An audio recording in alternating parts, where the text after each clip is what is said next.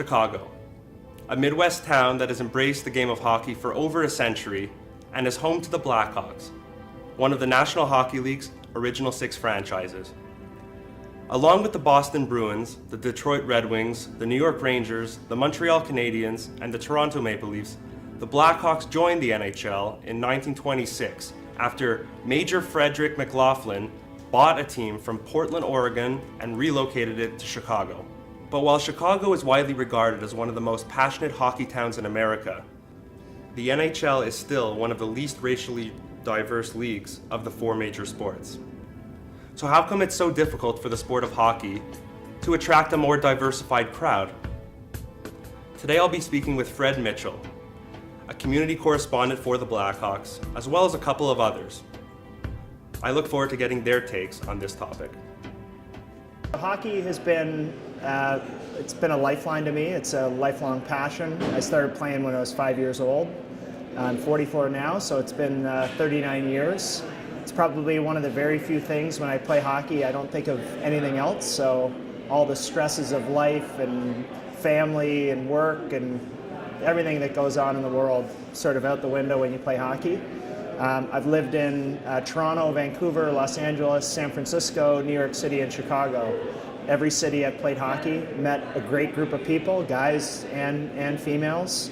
And you know, the great thing about hockey, when you move to a new city, it's 13 people that have something in common, and it's a great way to meet people.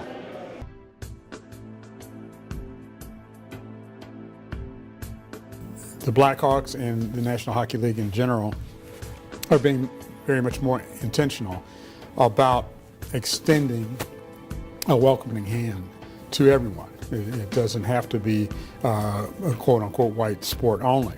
And the Blackhawks have, through their community service, their players going out and talking to kids. The United Center is located on the west side of Chicago, which is a minority, low-income minority area. And Rocky Wirtz very intentionally, first of all, built a practice facility, $65 million practice facility, up 2 blocks away from the United Center, and it's called the Community Center. So he said that the Blackhawks are only going to practice there maybe 5% of the time. The rest of the time, he wants it open and available to the community.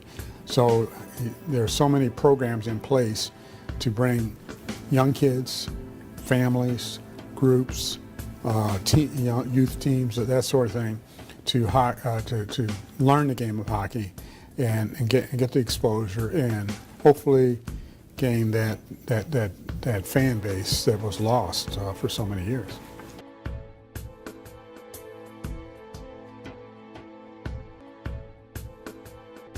Obviously, the Blackhawks are one of the original 6 teams, and they have so many terrific Hall of Famers. And the Blackhawks were wise enough several years ago to bring back so many of their legends and Hall of Famers and made them ambassadors. And this was to the delight of the ambassadors, many of whom felt estranged previously. So guys like Bobby Hall came back and represent the organization in a very positive manner. So it's obviously winning 3 Stanley Cups in 10-year span of time will energize any fan base.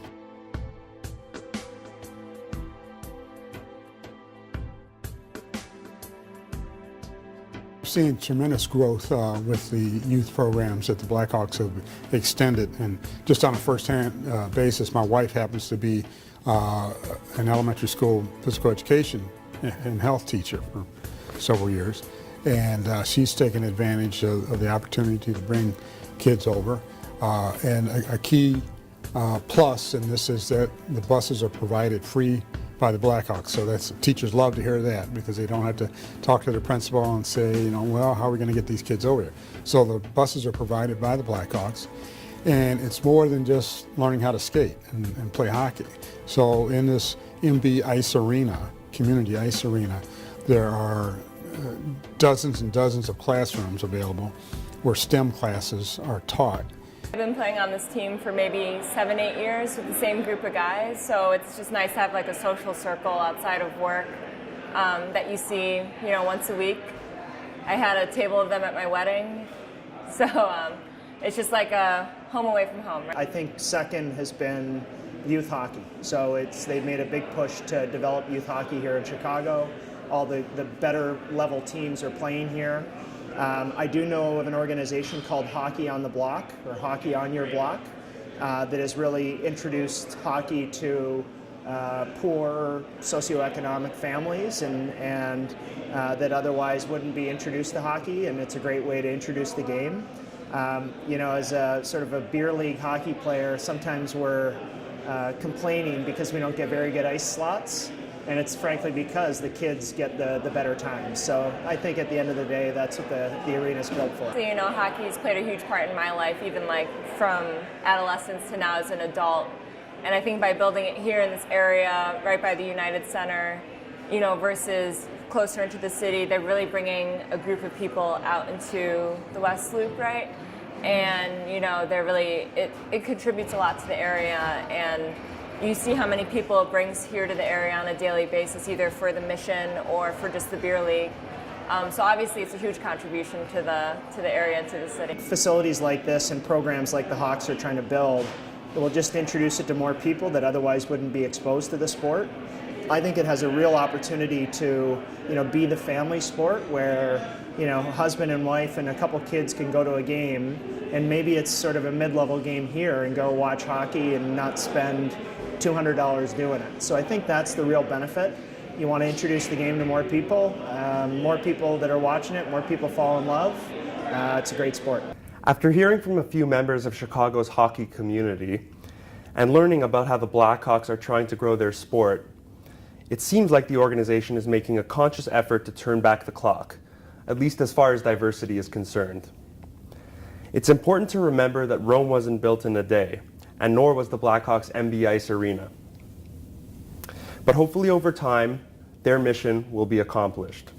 For DePaul University, I'm David P. Stein.